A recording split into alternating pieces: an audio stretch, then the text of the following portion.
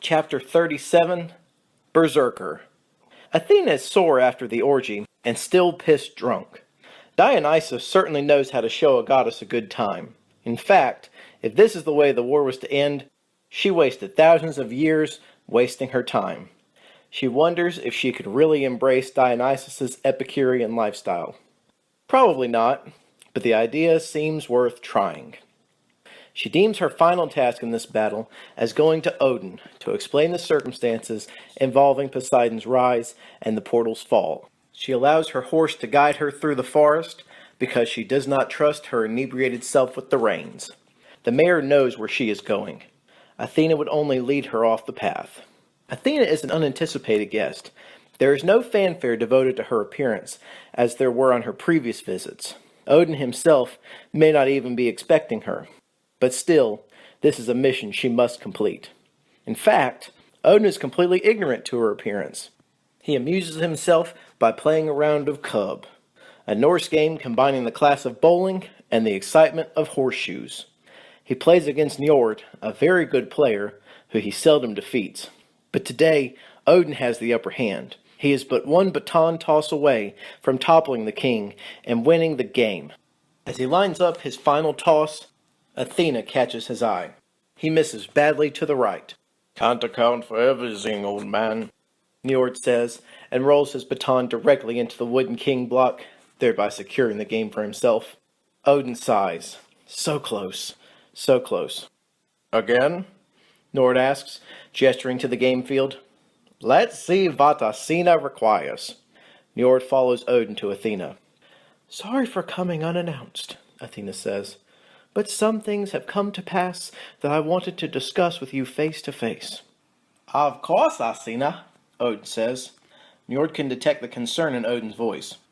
"Perhaps it is best that I stay for this conversation." Athena agrees. I need all the friends I can muster at this minute. Odin notices how Athena sweats. "Come," Odin invites. "let us sit indoors, away from the sun." Athena feels a little lightheaded. Yes, that would be best. She follows Odin and Njord through a glass door of Valhalla. Various gods and goddesses are mingling inside, but their conversations come to a halt when they note Odin's serious demeanor. These gods and goddesses decide to take social discussions to other parts of the hall. Njord chooses a table for the three of them. "Can I get you anything?" he asks Athena. "Some mead, perhaps?" Athena makes a face, both because she hates mead and feels more alcohol might kill her. But Njord is being serious. "Actually, it might help you. A reparere always does the body good." A reparere? "Yes, based on the ancient theory of like cures like, by your very own Greek philosopher, Hippocrates. Besides, mead is good for what ails you. You do want to feel better, right?" Athena groans. Does it have to be mead? Odin is annoyed with her behavior, but intervenes. "Njord, do not tease our guest." "No, Athena, you don't need to drink mead.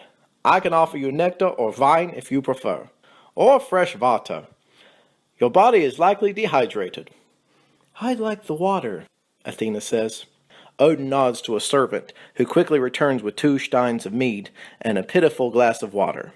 The servant is about to leave, but Athena downs the glass in one large gulp and requests another. Odin is worried. "Athena, I must say I have never seen you in this condition. I must say it causes me grave concern. What is the matter with you?" Athena is midway through her second glass of water. She sets it on the table. It's over, she says. "What is over?" The war. The Egyptians are back. A smile creeps across Odin's bearded face. However, Njord hears her words differently. "Whatever do you mean?" Athena takes another long draw of water. We've lost the portal. Odin is shocked. "Why am I hearing this from you? Why has Tyr not reported this to me?" Athena exhales. I believe Isis turned Tyr into a marble statue. "Marble statue?" Athena shakes her head. Possibly iron. Not that it matters. He's adorning the halls of Heliopolis now. But I'm here because I was deemed as less of a threat. Odin nods and then realizes something. "Heliopolis would be Horus's territory." I would here be a prisoner there. Athena is feeling herself again, but she doesn't wish to feel like herself. I think I'll have that wine now. A Norse servant overhears her and quickly produces a goblet of red wine.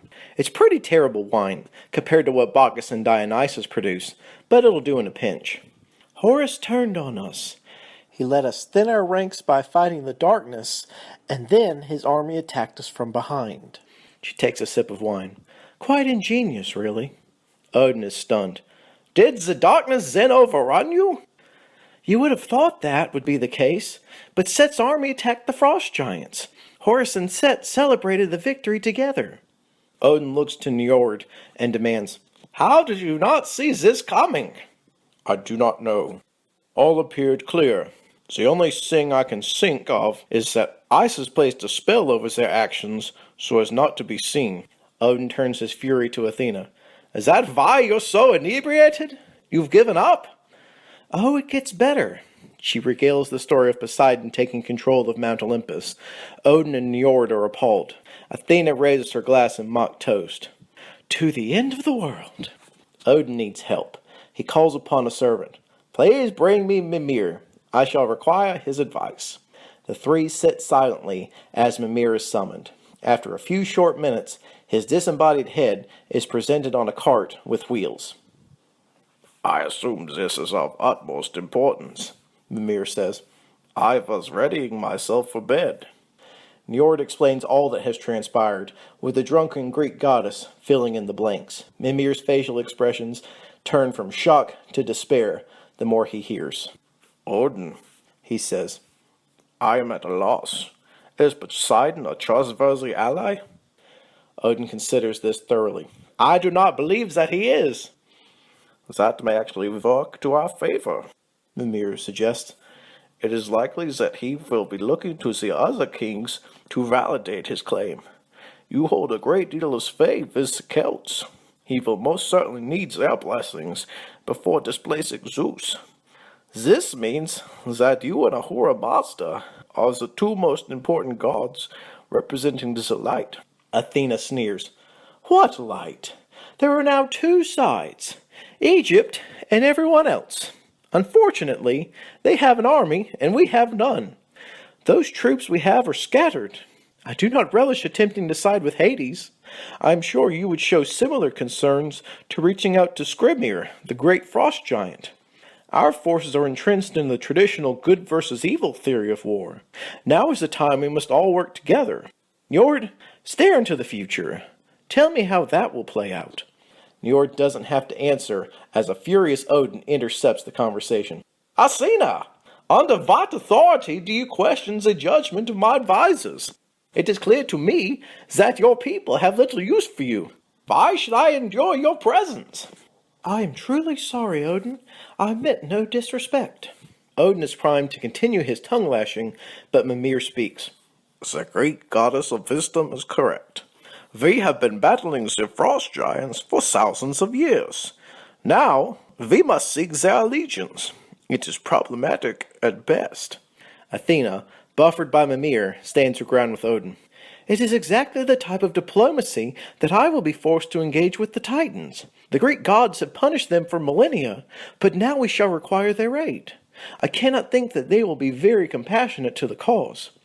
Excuse me for a moment, Njord says. Did you say that you will be engaging in diplomacy with the Titans? I did, Athena answers. It seems to me that it would be Poseidon who would perform that act. He is, after all, your new democratically elected leader. Athena realizes her mistake, but verbally digs in. I accept neither his leadership nor his resolve. He wants to wait and see how Horus reacts with his newfound power. I do not necessarily disagree with that assessment, Odin says. Mimir, however, does. Permission to speak freely, my lord? Odin senses something dwelling. Granted, as always. Horus may well deal fairly with this new throne, but we are not accounting for Set. If the two are in league with one another, my assumption would be that Set, the elder, is the lord whilst Horus is the vassal. If this is the case, we find ourselves in a state of war already. The underworld must be full of souls under Set's control. It only makes sense that he would desire to expand his territories. Valhalla and Olympus must never fall under Egyptian control. Athena says, and Set and Horus control the portal.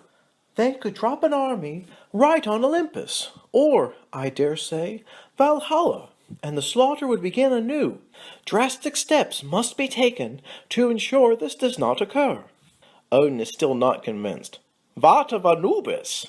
I believe he may have concerns about being replaced as Lord of the Underworld. Could an old foe become an ally? Athena shakes her head. He played an integral part during the battle for the portal. Njord goes into a trance. When he awakens, he is surprised by what he has seen. Anubis is no longer in the Underworld. This worries Athena. He could be anywhere, plotting a devious plan to unseat various gods and goddesses. No, Njord says. Anubis is stranded on Earth until Set sees fit to bring him back.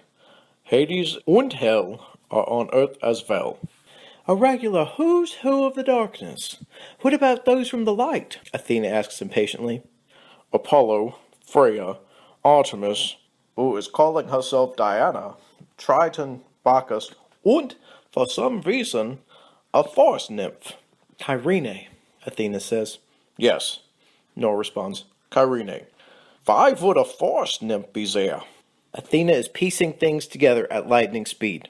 Odin, I'm sure it was you who sent Freya to Earth. But what of the others? I sent Freya to recover your useless brother, but I sent none of the others, Odin answers. Athena lets the useless brother comment slide off her back. Who can use the portal? The triad for this millennium was to be Zeus, Ra, and myself. However, Zeus is missing, and Ra has been dethroned. Athena feels like she's had an epiphany. Poseidon can use it. He knows how, and if Apollo and Artemis were here, Apollo would have been anointed king of the Greek gods in Zeus's absence. Who else from the darkness is missing? Pluto, Njord answers, but I no longer detect him. This means... Athena speaks so quickly she can barely keep up with her thoughts. This means that Poseidon has been dealing with Anubis for some time, and he is likely the one who captured my father. Njord, can you see Zeus? I cannot, Njord answers, but I do not detect him in the underworld. He is likely still alive.